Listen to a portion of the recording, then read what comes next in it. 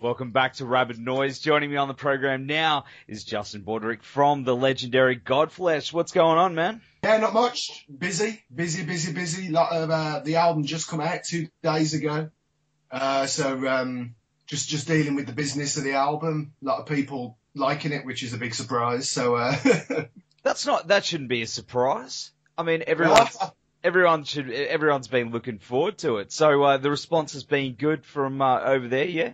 Yeah, really good. I'm only just getting. I mean, it's only just come out in literally 2 days ago in the UK. In the US, it's not out for, actually, it's slightly been delayed, but only by about another 5 days, I think. But people are getting it anyway off iTunes and all this stuff.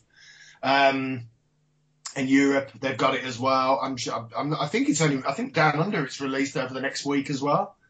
Or maybe it's already released. I doubt it though.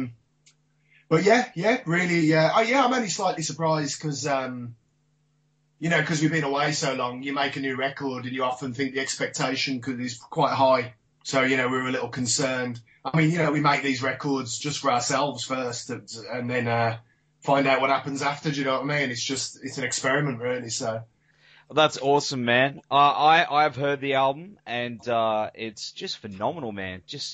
You've done such a great job, especially after so long. You're also about to tour here early next year as part of the Soundwave Festival, and as I was saying, there's so many people that are just so keen to finally see you guys live down here. How do you feel about finally bringing Godflesh down under?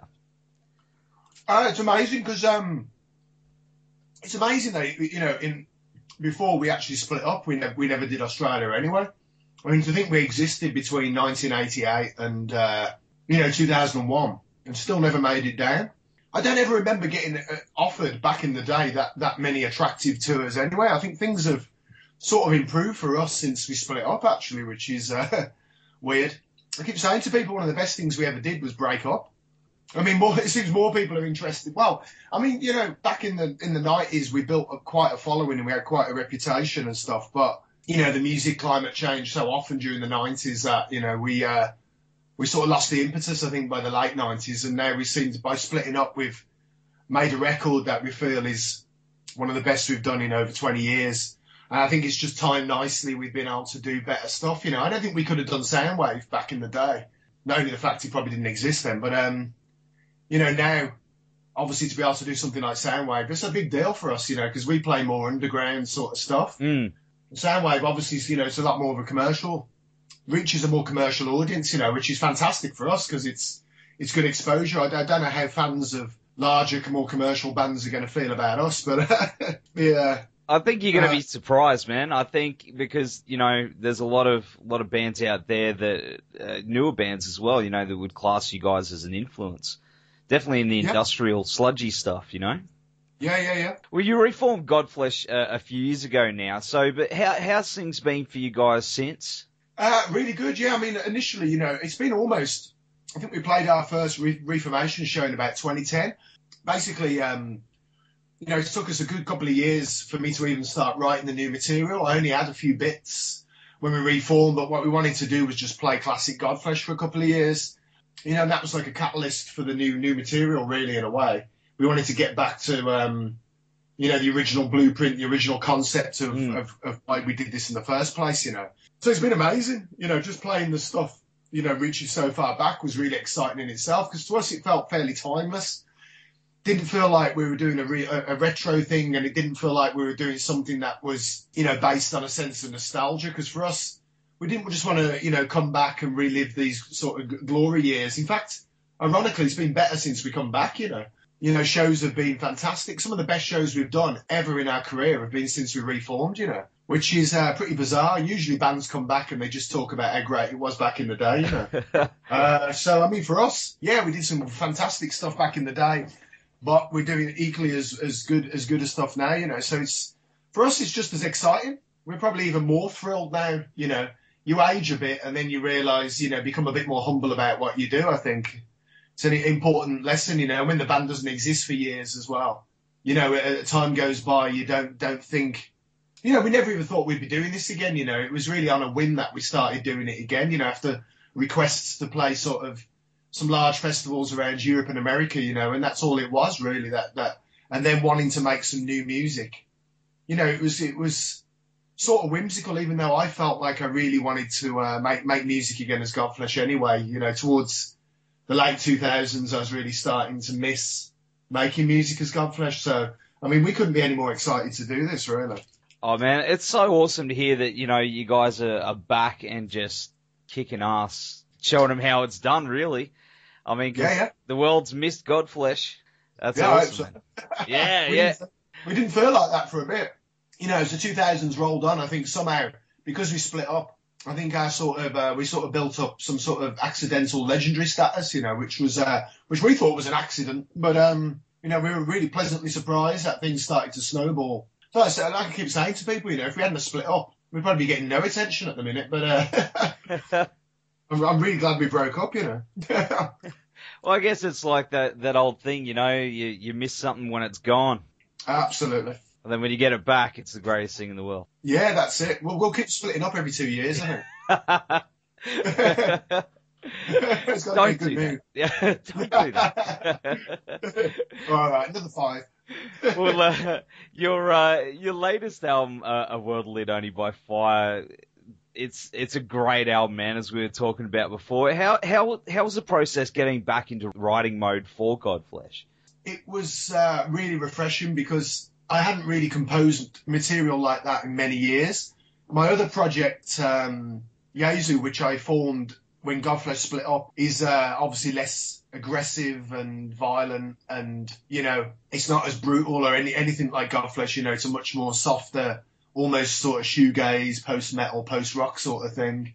So the compositional process was entirely different. So, I mean, I could write songs for that project even acoustically, you know.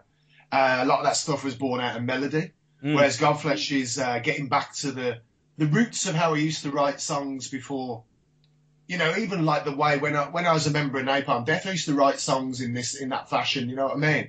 Which was, you know, back then, even with Godflesh, used to sit there with a tape deck and plug in a guitar through a distortion pedal in one channel of the tape deck and the drum machine in the other side. You know what I mean? It used to be that primitive. Yeah. Obviously, we don't even write like that anymore. But essentially, it was getting back to that process of the way I'd write in the 80s, which was literally, you know, plugging a guitar with a pedal into what's now the computer and stuff, or mixing desk, and plugging in the machine, and just getting back to the roots and the original drive of how this compositional process used to work. You know, it was getting the same sense of inspiration that I got in the 80s, you know. It's really refreshing to go back to that. It didn't feel regressive. It actually felt the opposite. It still felt like absolutely relevant and futuristic way of writing music, you know. It felt like it was still that classic marriage of man and machine, you know. Yeah. You know, so it felt really, you know, turn it up loud and just let it flow and let the riffs flow and let the beats flow, you know.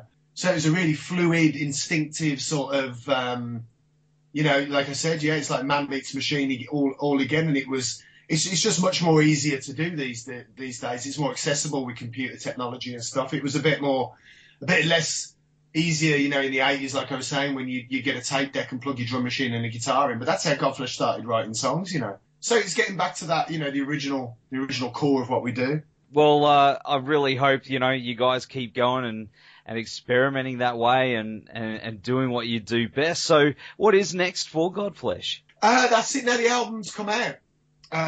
Most bands, usually the album comes out and they're on tour the following night, you know.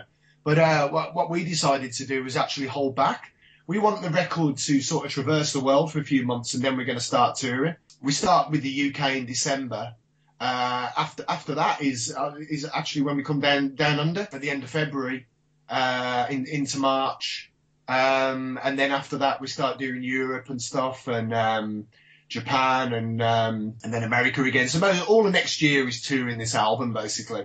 But we wanted the album to get round the world a bit first, instead of so people can digest the record, and which gives us a chance to come out and play the record. You know, we don't want to just come out and play the classics, but when we come down under, though, we do need to do some classics because people have never seen Godflesh.